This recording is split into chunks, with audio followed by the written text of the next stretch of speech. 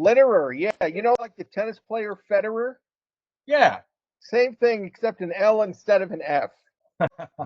He's made my life a lot easier. Spin around. I'm going outside. Wait a minute.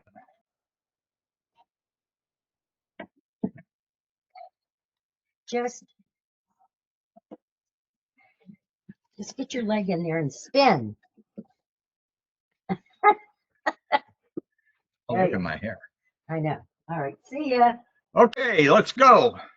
All right. Let me set a few ground rules for you, okay? If there's anything you don't want to talk about, just say, no, don't want to talk about it. Okay. Okay. Because I can obviously edit whatever we're going to do today. Your wife just asked me, when is this going to appear? I don't have an actual date because I'm starting up a series of interviews like this, and I'm hoping to get some other people so that I can then have something to show people that this is what I'm going to be presenting. Okay. But thank you very much for sitting down and talking with me. You'll get my bill later. I did send your wife a bunch of questions last week. I don't know if she shared them with you or not. No, she didn't. Okay, but we'll take it slow. Take your time, I'm here to facilitate and make this a fun interview for you as well as for me and hopefully all the people that are going to see it. Sounds Okay? good to me. So you grew up in Indiana and you were a multi-sport, not only player, but stars. I read that Adolph Rupp wanted to recruit you for Kentucky as a basketball player. Yes, he did. I had 50 scholarship offers in basketball. I had one in baseball. What does that tell you? It tells you. Well, it probably tells me that people were not impressed with your fastball, which I also read. Well, they just, I was a basketball player who played baseball. Ah, okay. And then when I started to play baseball, I was a baseball player who happened to play basketball. But the thing about Adolph Rupp, he came into Terre Haute to recruit me. He was recruiting twins out of Indianapolis, Tom and Dick Van Arsdale. Wow, I remember them well. I was a Knick fan back then. And they ended up going to Indiana. Yeah. Mm-hmm. So now he's in Indianapolis, and he and his assistant coach come over to Terre Haute to talk to me. And I was out playing golf with some friends, and Adolph Rupp is in the house and talking to my dad, and he said something that got my dad kind of snarly. And my dad says, Coach, I've never liked you. I don't like you, and it'll be a cold day in hell before I recommend my son go to Kentucky. He said, you see that door? Don't let it hit you in the ass on the way out. Do you recall what it was your dad didn't like about Rupp? He was an asshole. I mean, he's obviously Adolph Rupp. I mean, my dad wasn't. Adolph was. No, I understand it. Adolph Rupp was his way or the highway. Or the highway, right. Yeah. Did you ever play against the Van Arsdales in high school? Yeah. You did? 4 years. How would you rank yourself or rate yourself against them? Equal to. Really? Okay. Did you like basketball more than baseball? I loved basketball. Loved it. But I knew that white guys that couldn't jump very high didn't have a big time in the sport. So you couldn't jump like the Van Arsdales. I know Dick and Tom were pretty decent jumpers for this. They were very good athletes. Very good athletes. Yeah. We were in the Air Force together. We were in the Air National Guard together in Terre Haute. Really? Yeah. Wow. They're good guys. Really, really good guys. Did you have any other basketball scholarship offers? I had 50. I had Indiana State, Butler, Southern Cal, UCLA, Arizona State, Texas A&M. Well, you stopped me right there when you said UCLA because you could have played for Wooden. Oh, I would have loved that. See, Wooden was from Terre Haute. Yeah,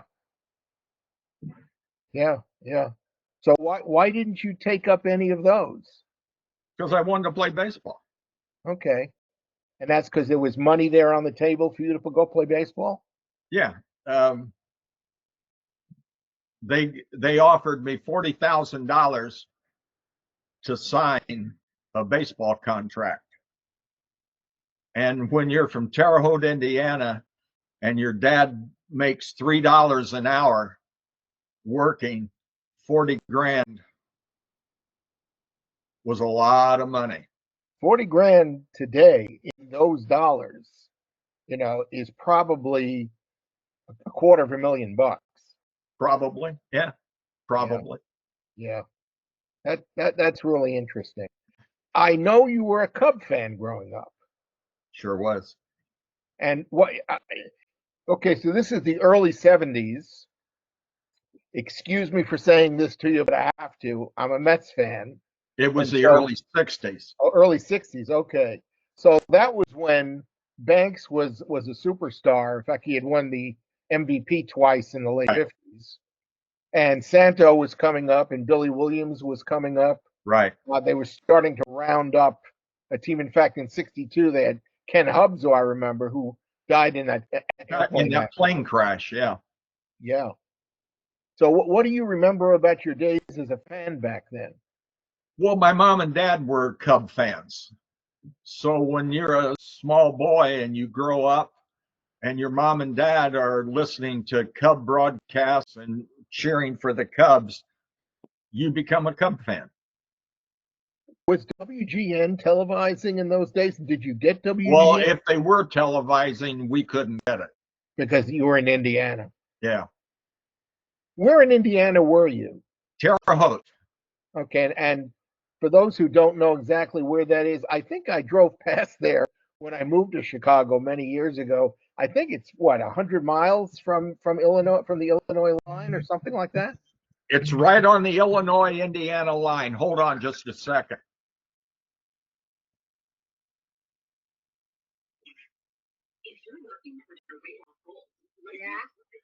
Hey, I'm doing a podcast. Can you call back?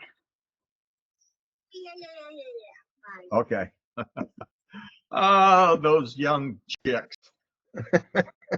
Still chasing you, huh? That was my wife's sister. Okay. But So Terre Haute is 70 miles west of Indianapolis on Route 40.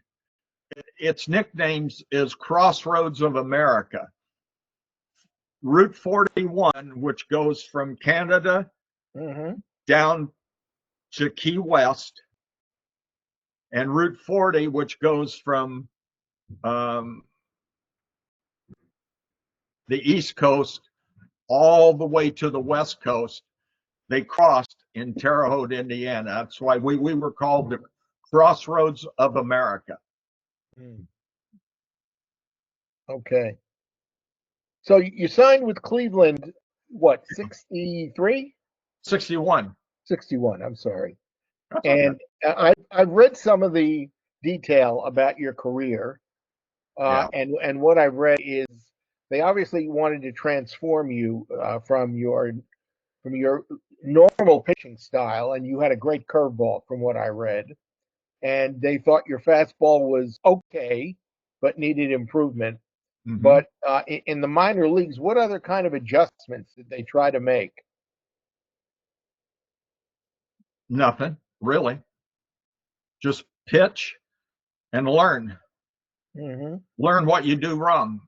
And when you do it wrong, don't do it wrong again. And that's from the games themselves. Yes. Yeah. Okay.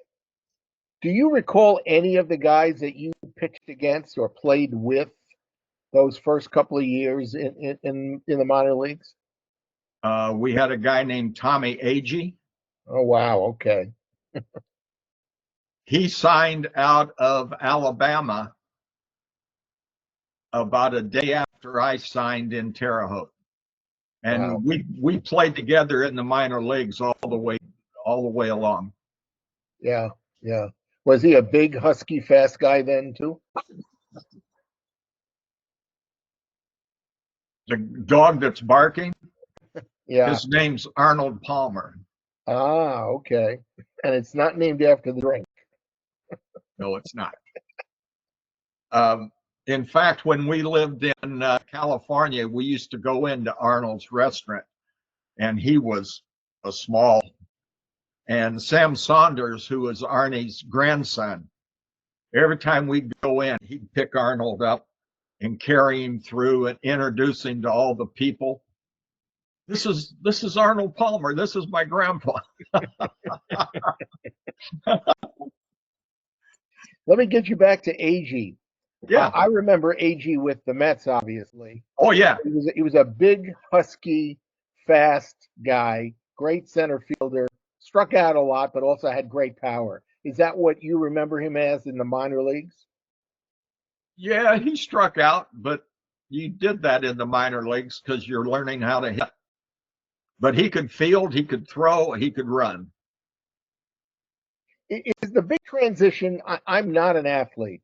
I've only like coached little league baseball. Yeah. Is the big transition between being an amateur player, even a really good amateur high school player, and going to even the lowest minor leagues, that the step up in caliber of player is distinctly different? Well, yeah, you know, you play and you learn and you make mistakes. You learn and you make mistakes and you learn.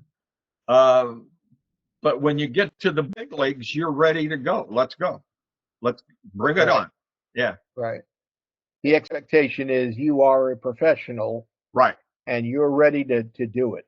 You've got to make. Yes, exactly. Okay. So I believe you spent what 2.5 years in the minor leagues until Cleveland called you up. Yeah, I was 61, 62. Then 63, they called me up at the end of the season in 63. And then 64, I made the team out of spring training, and I was with them most of the year. And then they traded me in 65 to the White Sox, Right. which was a very good trade for me because we had a pitching coach over there. His name was Ray Berries. And Ray was an outstanding coach. And he taught me the art of pitching. Can I take you back to Cleveland for a minute? Yeah. Who was your pitching coach there? Mel Harder. Okay, I remember Mel. Yeah. He was a very good major league pitcher. Yes, he was. Yes, he was. What distinguished him from, or on the lesser side, from Ray Berries, who you started to tell me about? Well,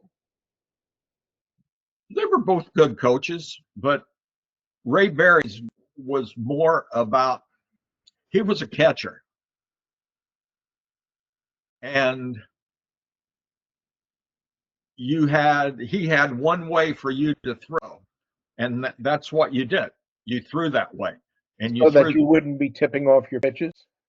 well, and you wouldn't tip your pitches off, and it was better on your arm. Oh, really? Okay. Yeah. Okay. It's really quite remarkable because I was reading the other day. I don't know if you're watching any of the playoffs, No, I'm not. but as a Met fan the other night, Pete Alonso hit a 3-run homer, Okay. and I read the next day that before he went to bat, the Mets pitching coach and the Mets manager told Alonso that the reliever was tipping his pitches, and all he was doing was holding his glove slightly more askew from his hand, as he was agreeing as to what he was going to throw, than with a fastball than he was with his changeup. And he was basically a two-pitch pitcher. So they told Alonso, if he does this, if he keeps his hands farther apart, it's going to be a changeup. And that's exactly how Alonso knew what was coming. Huh. For a fan, that seems unbelievable. But I guess that's really part of the professional game. Yes, it is. And the way to stop that is you do what you're doing when you throw a changeup and you throw a fastball right at the coconut. Or you do what Gibson used to do, and that is just throw it at your coconut anyway. It was something else, I'll tell you that. Yeah, yeah. Was there anybody? I'm jumping all over the place, but when I say that about Gibson, were there other guys in the major leagues that were like that had that kind of a mean streak? A few. I mean, there were guys who could throw hard, like McDowell, who you pitched with briefly in Cleveland, had a great fastball, but a lot of the times you didn't know where it was going. Well, Sam was. Oh, are you in an interview? Yeah, I'm doing a podcast. Bye bye. That was my wife's other sister. Her husband's in the hospital dying of cancer. Oh God, I'm sorry. I know. But And we were talking about sudden Sam McDowell. Sam was good. I mean, he was strong. He threw hard, and but you know, for whatever reason, he should have been a better pitcher than he was. Should have been. Yeah, well, there's so many different things that go into Right. how well you can do. All right, so again, I'll give you one more thing about Cleveland, and that is in your short tenure in Cleveland, did you make any guys who became long-term friends? No. Okay, so let's jump to the White Sox. And the question I've wanted to ask you about the White Sox, because I remember that team really well. Yeah. What is it like to pitch for a team whose best hitter is a pitcher and he hits cleanup? And you know who I'm talking about. No. Who? Gary Peters. Oh. I went to a Yankee White Sox game, a doubleheader Yeah. at Yankee Stadium, and it must have been 66, 67, something like that. And the White Sox had Gary Peters hitting cleanup in the first game, and he was pitching that day. Gary Peters was a great hitter. You remember He was a very, that. very good hitter. Yeah. Yeah. But there's a reason why he was pitching and not hitting. Well, he's a great pitcher too. That's exactly right. Yeah. But that staff had you and Joel Horlin, Right. and I'm trying to remember who the other guys were. You guys were Juan kind of Pizarro, yeah. Juan Pizarro was a good pitcher. Bruce Howard. Howard, I remember his baseball card. Joe Horlin, Peters, myself, Eddie Fisher, Yeah, a knuckleballer. Yeah, Hoyt Wilhelm. in the bullpen, the knuckleballer. Yeah. We had good pitching, very good pitching. Stanky was your manager. He was for a year and a half or something like that.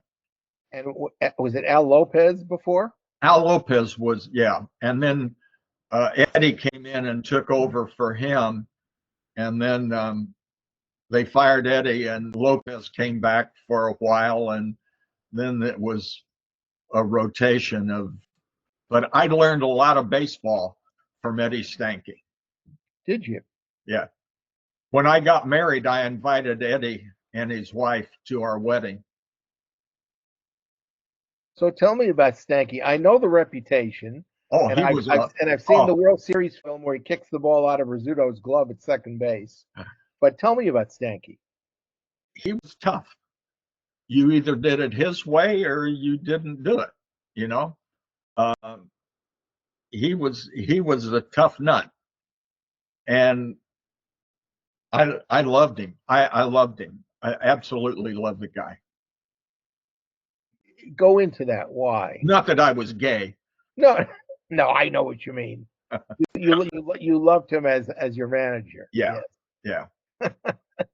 See how times have changed in only 60 years. But did Stanky want that kind of toughness to rub off Yes, on the rest of the team? I think so. because he was that way all the time. Really, even even off the field. Yeah. But we somebody's leaving the house. My wife's putting up The storm shutters. shutters. Yeah. Are you more in line with this storm than you were the last one? We're going to get it head on. Really? Wow. I'm sorry.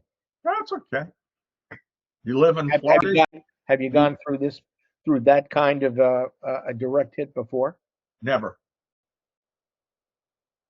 Never. The last one was, we just got a bunch of wind and a bunch of rain. And this one, we're going to get a huge amount of wind and a huge amount of rain. Yeah. Yeah. Let me get you back to Stanky. Clearly a disciple of DeRocher. Yep. Did he ever talk about DeRocher? No. No. So he was his own man as far as that goes. Yeah. Yeah. Who was on the coaching staff besides Berry's? Ray Berry's pitching coach. Yeah. Kirby Farrell. That was Eddie's right-hand man. Tony Cuccinello. Longtime White Sox guy. Yeah. And I'm trying to think who else. There was one more, and I can't think who it was. Okay. All right. But let me go back to, you say you loved Stanky for his demeanor and Yes. and the way he carried himself. Exactly. How did that, if it did, rub off on you? It didn't, but I loved it. I love that fire and brimstone. You loved a guy who wanted to win that bad. Exactly. Yep. Yeah. Yeah. Okay. So generally, you were happy with your years, those 7 years with the White Sox. Oh, absolutely. Yeah. Love it. Well, I was close to home too now, you know. Yeah. Yeah. Mom and Dad could come up and watch me play and spend time with me, and then when the season was over, I'd go home. You had a very, good record with the White Sox in the 7 years there. What was the highlight to you of your time with the White Sox? The highlight? Yeah. Was there a particular game or series or? Not that I can think of. Okay. All right. And then you got traded to the Dodgers. Yeah. Which I think is ironic because I think the two guys that most deserve to be in the Hall of Fame that are not get traded for each other. Dick Allen goes to the Dodgers. Yeah. Dick just called me Richie Allen. Yeah. Yeah. Now he had been playing in the other league, in the National League. Right. So you really hadn't seen that much of him, except maybe in the All-Star. In the minor leagues, I did. Oh, in the minor leagues. Yeah. Okay. Yeah. I will tell you that I've already mentioned I was a Mets fan growing up.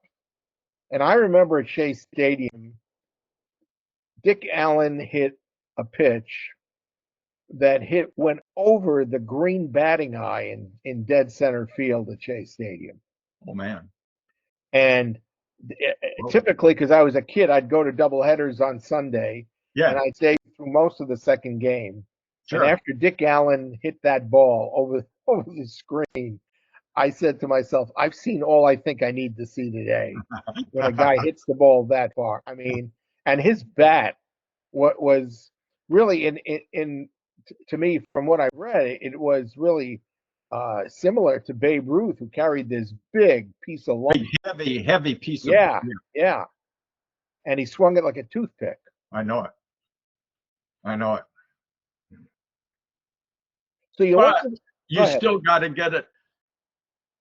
I don't care how hard a guy swung or what he did.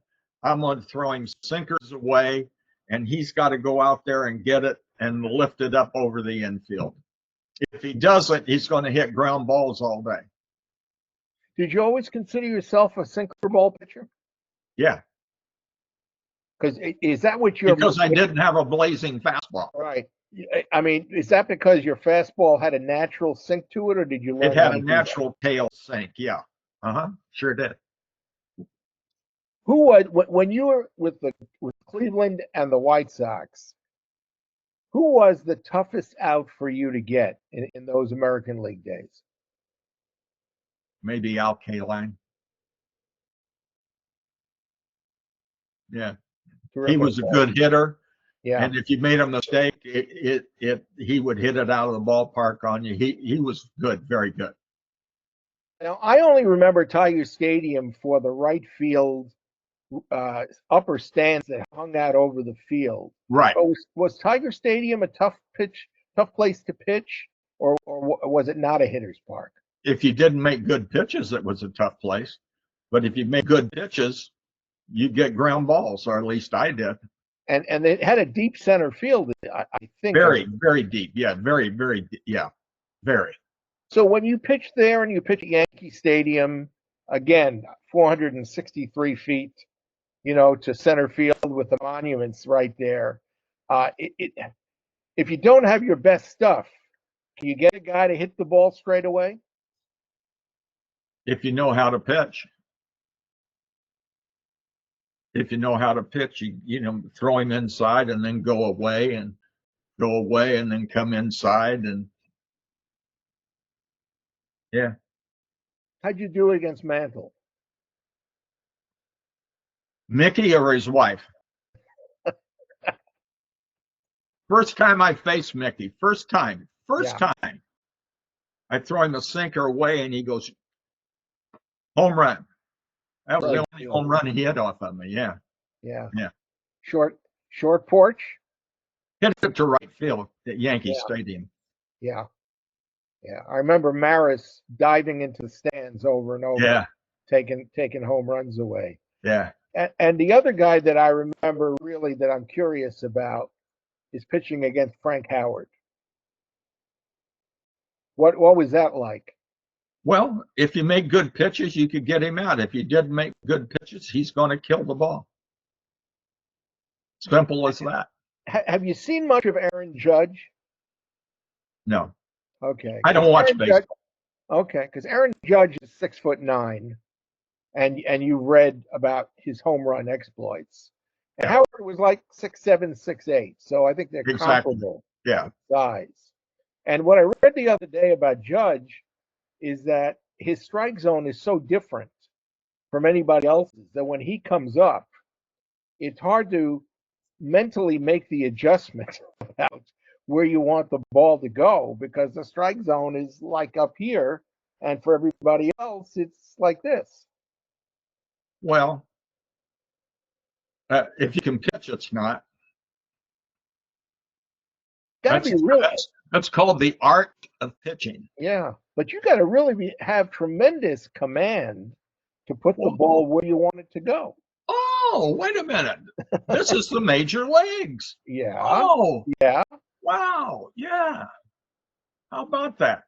If you've got command, you're supposed to have command. You're in the big leagues.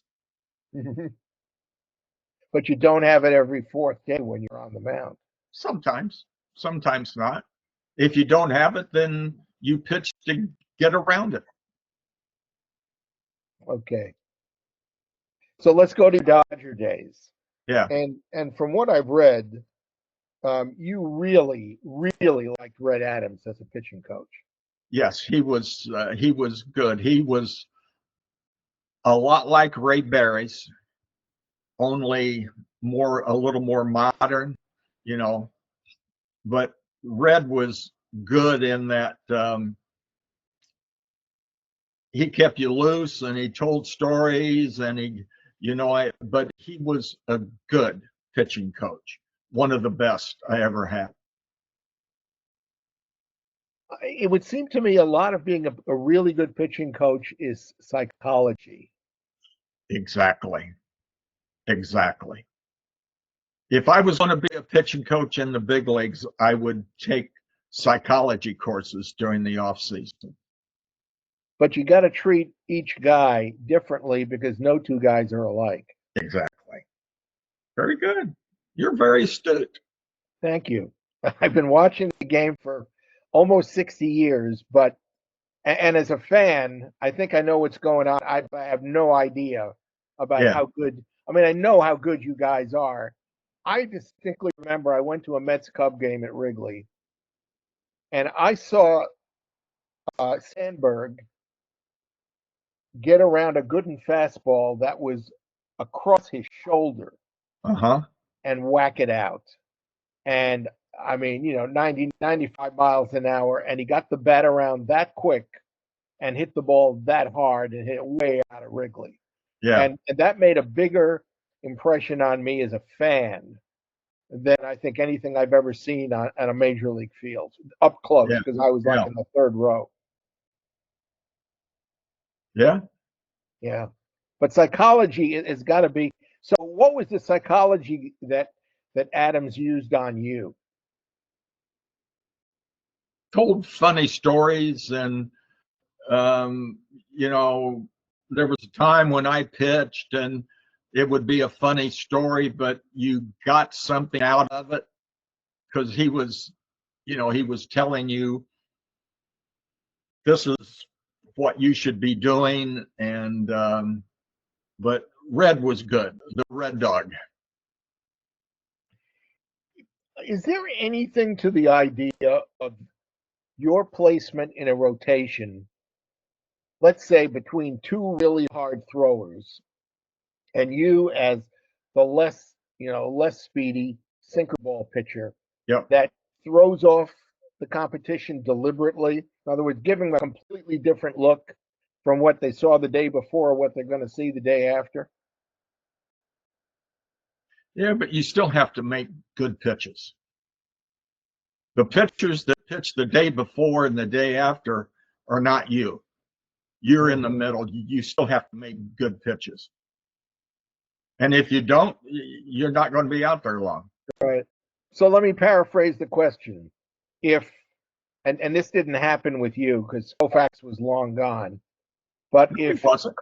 if Koufax was gone by the time you went to the Well, he Dodgers. was gone, but not long gone. Right, okay.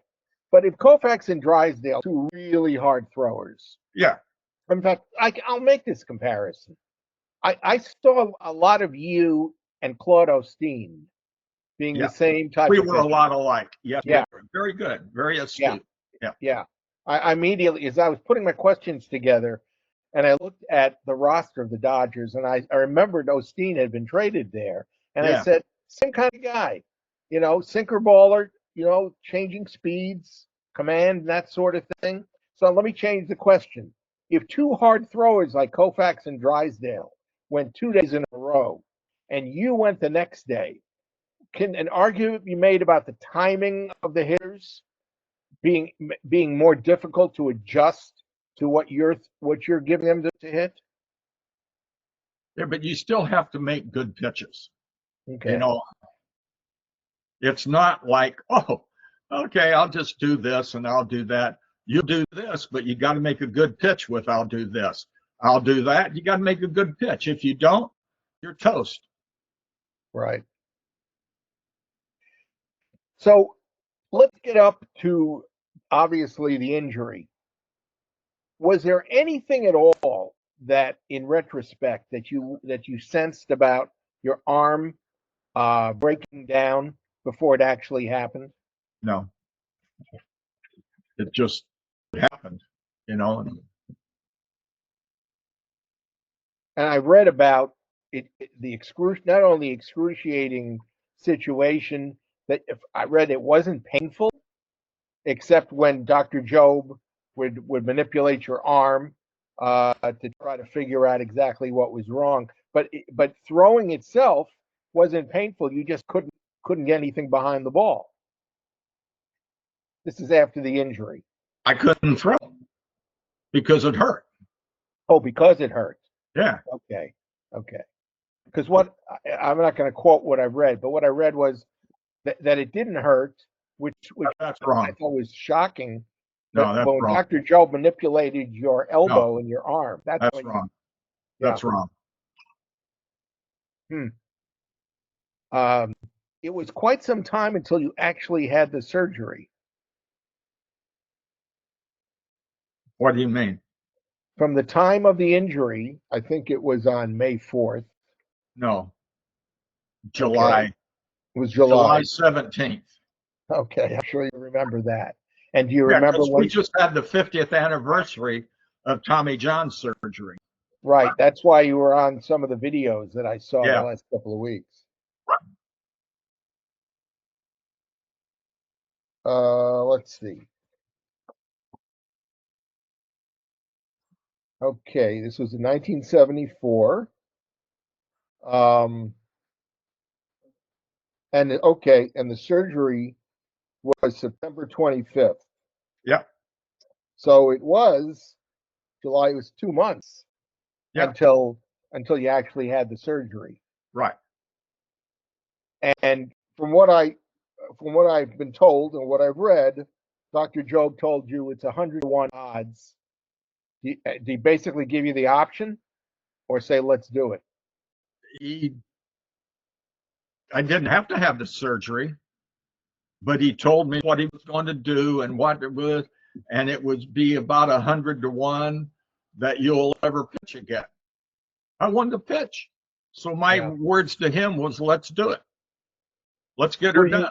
But were you? You just mentioned you were in pain when the injury occurred. Were you still in But pain? if he operated on it, the pain's going to go away. Right. Oh, so you looked at it that way and said, "What have I got to lose? I mean, if I don't have a What career, do I have to lose? I can't pitch now, so might as well have it done. Let's go." Right. And he put you under, and you were not even fully aware of everything he had to do once he got inside your elbow and saw what the damage was. Well, he told me what he was going to do, and I assumed that that's what he did. But he had to take the ulnar out of your other hand, your right hand. The palmaris longus. Yeah, out of your other hand, your right hand. Yeah, out of my right. And a lot of the doctors now take it out of the left. If you're a lefty thrower, they take it out of the left because it doesn't have a lot to do with throwing the ball. And I've read that they will also perhaps on occasion take it out of the leg. They do if you don't have an ample supply in the wrist. Yeah. Mm-hmm. The recovery, which is what I'd really like to get into because I have never really heard a lot about that, was arduous. How many years? It was what, a year and a half? Before I what? Before you were able to actually even grip the ball again. Oh my God, no. No? Where'd you hear that? All right.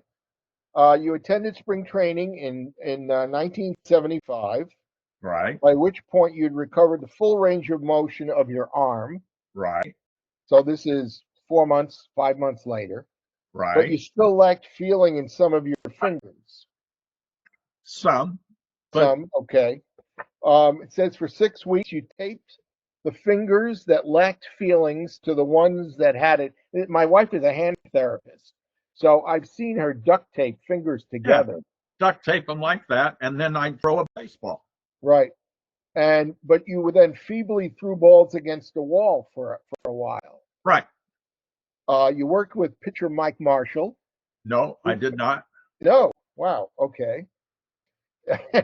It says you worked with Mike Marshall, who had a master's degree in kinesiology. That he did. Yeah, but I didn't know. Okay. And here's another thing they said you kept doing.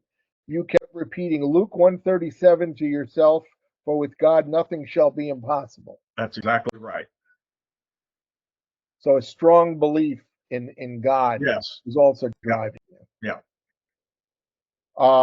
The feeling came back in your fingers in June of 75. So now we're 9 months. Yeah. We're 11 months from the injury, 9 months from the actual surgery. Yeah, and by July, I was throwing baseballs though. Right. Tell me about that. Were you doing that every day just to try to get your arm back in shape? Yep. Every day I'd throw it against the concrete wall at Vero Beach, pick the ball up, throw it, pick the ball up, throw it.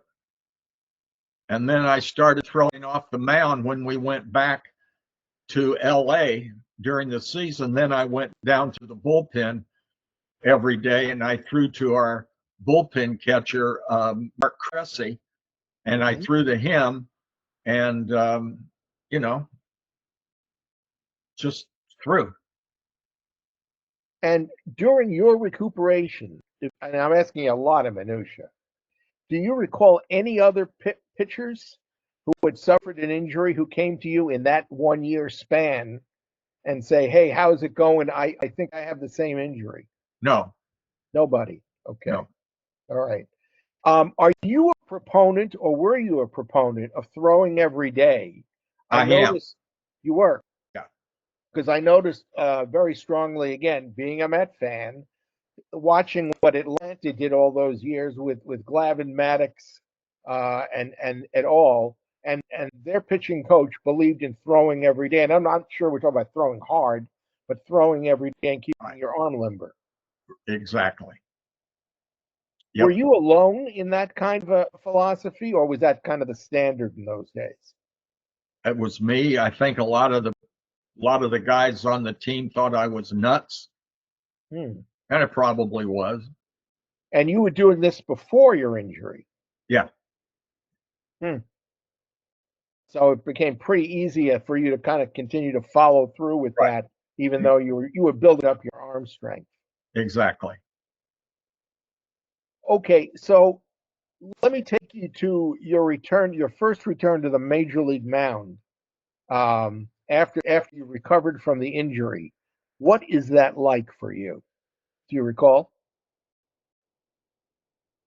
It was my job. Did they send you to the minor leagues to rehab before you did?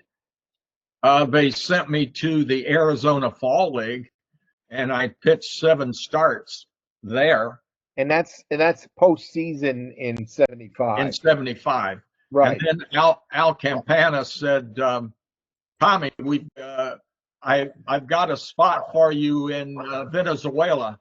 You can go down there and pitch." I said, "Al, the next time you see me throw a ball, we'll be in Vero Beach in spring training.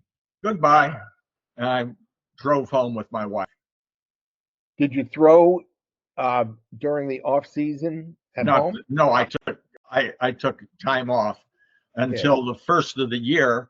First of the year came, then I started throwing. And did you live in Indiana in those days too? No, I lived in Southern California. Ah, okay. So there was plenty of decent weather and Yeah. the ability. Wow. Okay. All right. So when you made your first start, I mean, is that a climactic moment for you? Yeah.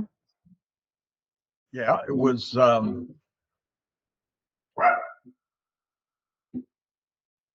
fun. It was what I look forward to. It's what I wanted to do. And my job was to pitch. Yeah. That was my job, and I wanted to do it, and I'd do it any way I could to pitch.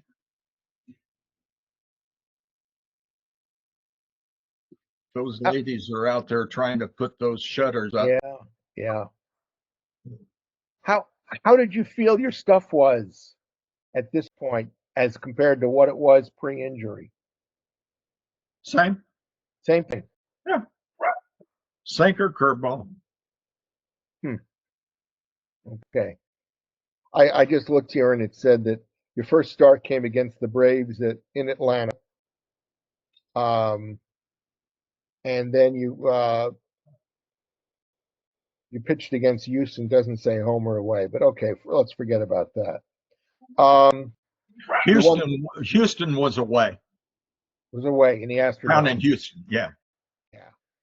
What was it like pitching in the Astrodome? It's okay. Nowhere else, like nothing else. Yeah. Ball carry. If they hit it good, it did. Okay. Um, You won the Comeback Player of the Year award, not surprisingly. Yeah. Meaningful to you? Yeah, very much so. It meant that I had worked hard. Is that any of the mementos that you have behind you?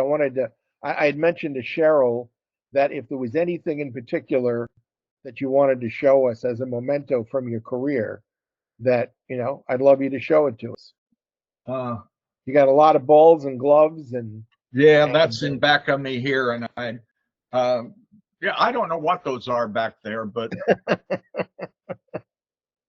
that's okay. yeah. You had now again, I'm just reading what I've been able to dig up.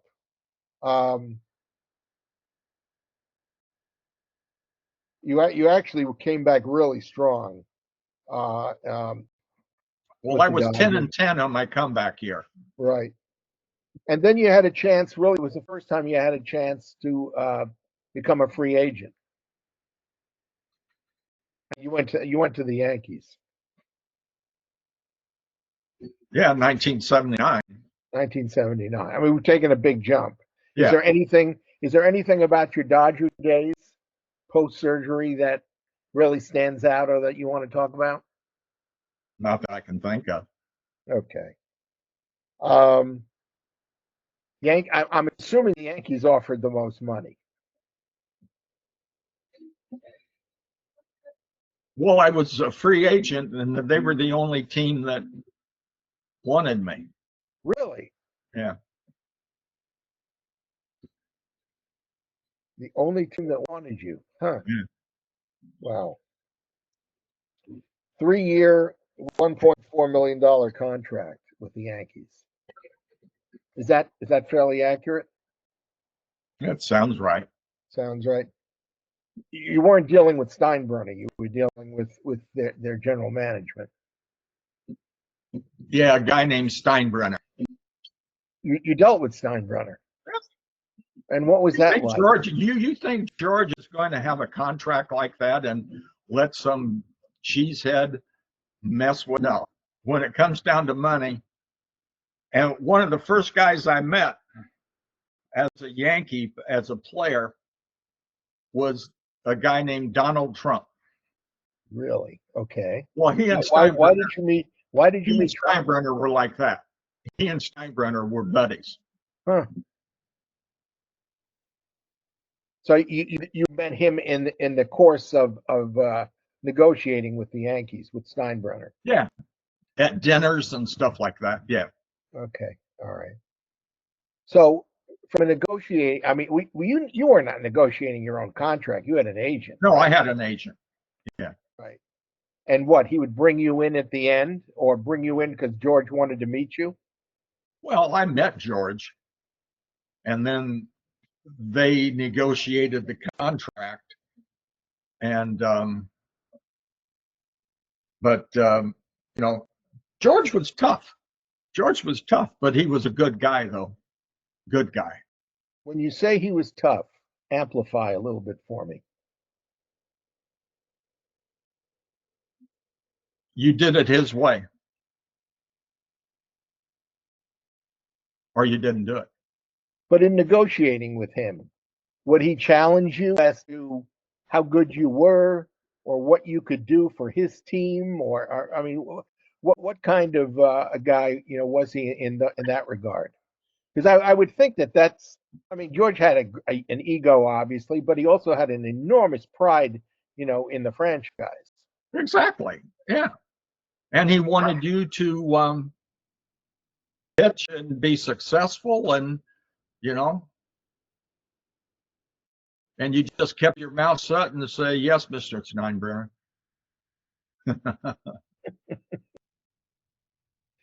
Yeah. Well, that's the George I remember. Did you enjoy that first tenure with the Yankees? Because you had And too, I loved it. I loved it. Yeah.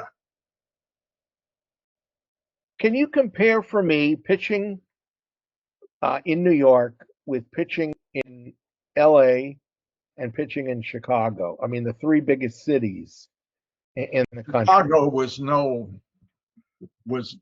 wasn't even But LA had great fans, very, very cheery. You know, go Dummy, go Dummy, go Dummy. A lot of stars, a lot of Hollywood stars.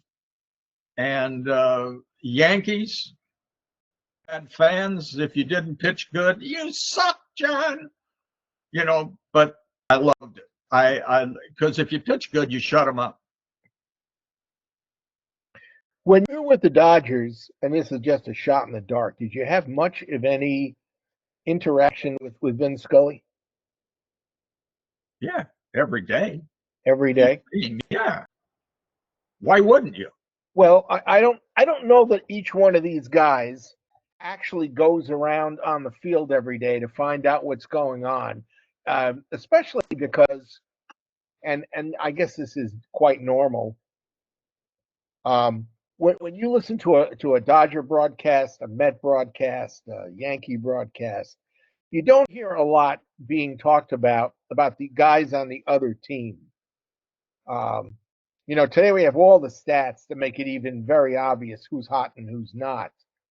But and you have all these press clippings that the teams put out about friends Yeah. and that sort of thing. But Scully was always one of those guys. I assume I only heard him on the radio when I would get out to the West Coast, who would be around the batting cage every day or be in the locker room and talk about find out what's going on. That's how you pick up your tidbits. As a player, how much are you willing to share with a guy? Let's say that you're pitching that day against whomever, um, and he'll talk to you about, the last time you pitched against the Braves, you did this or this or this. How much are you willing to tell the announcer about that day, or if you're going to change anything or anything like that? Well, um, if I pitched well the last time against the team, we would talk about it. But I didn't delve into what I was going to do or how I did it or what I was thinking and all that. That is mine. It's not theirs. Right. I understand that. You don't want him talking about it on Yeah. the air either. But you can, but you can, I can hear these guys say, well, here's, Willie Mays Yeah. and, whatever. Well, I'll skip ahead. Do you go out there with a plan that you worked out with the pitching coach before No. every game? No. Why would I ask the pitching coach what to do when there's a reason why he's a coach? He couldn't pitch. Right. But he might tell you, let's be careful with McCovey. He's really hot. Okay. Or watch out if Fuentes gets on because he's been stealing a lot of bases recently.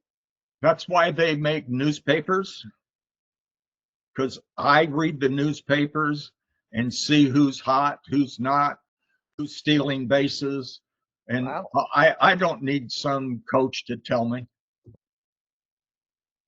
Okay. I find that really interesting. I would think a pitching coach would be doing that. Well, maybe that's just something they do today because the charts and everything else are so deep and so intense. But anyway, okay, you've given me the answer. That's what I was looking for. Yeah. Okay. So, how long did you pitch for the Yankees? 2 4-year terms. Okay. So you renegotiated a contract, with them. Well, yeah, my contract was up and we Right. did another contract. Yeah. Any difference in how Steinbrenner negotiated with you the second time than he did the first? Nope. Okay. All right. Um, you then went on to pitch for several other teams, Oakland, the Angels, back with the Yankees. Mhm. Anything of note in your career about those? I mean, they were short in tenure, but they were, part of an elongated career for you. Yeah, I got traded to the Angels, which was good because I had a great owner with the Angels. Autry, Great guy. Super. why? What made Gene Autry such a great owner? Because he had a horse. No, Gene No, was it's just more than that. he was a good guy, just a good person. Really cared about his team. Yes, he did. Yep. Yeah. I mean, obviously one of the good guys. Not just as an owner, but I remember my late in-laws telling me about Gene Autry as a movie star, Yep. uh, and what a great guy he was, and what a fabulous promoter in a positive sense he was of his Right. career and of everybody else. Okay, well, you kept pitching because you thought you could keep winning games and being a major leaguer. You obviously didn't have all the success as you got older. Not Yep. that anybody, although steroids might have made a big difference in those days. Let me ask you seriously, if steroids had been around then, would you have imbibed? I don't know. Might have. I don't know. What do you think of the guys who did, whose careers not only got extended, but you think clearly of a Clemens, who would have been a great Hall of Fame pitcher, I think, even without Oh, steroids, oh, but yeah, who prolonged his career probably 6, 7, 8 years. yeah, probably. He got caught. You Do you know, have any feelings about guys like that and whether they should be in the Hall of Fame? nope, because I don't vote. Because you don't vote. Okay. When did you know it was time to hang it up, or was it just that nobody would sign you anymore? When I got to the end down there, that hitters that I should be getting out, I was not getting out, and it wasn't fun anymore. When it's not fun anymore, hang them up. And was it a combination of stuff, command, control? What was it? Stuff. I always had control and always had command of the pitches, but the pitches were not. They were like, bleh. You were not crisp anymore. No. Okay. Mentally, is it really hard and sad when it finally is over and you're not going to spring training anymore? No. No, you just move on. Well, if that had happened and I only had a few years in baseball, I might have felt a little different. But I played a long time. I played a long time. Today, you are the 26th winningest pitcher in baseball history. Really? When you retired in '95, let me look here at how many guys were still pitching and not up with you yet. So I'll start from the top. Greg Maddux, who's now number 8, was still pitching. Clemens was not there yet. I think Steve Carlton wasn't there yet. Nolan Ryan, I think, had finally retired. Don Sutton, I think, was still pitching. Was Phil Necro still pitching when you retired? I think he was. He might have been. I don't know. Yeah.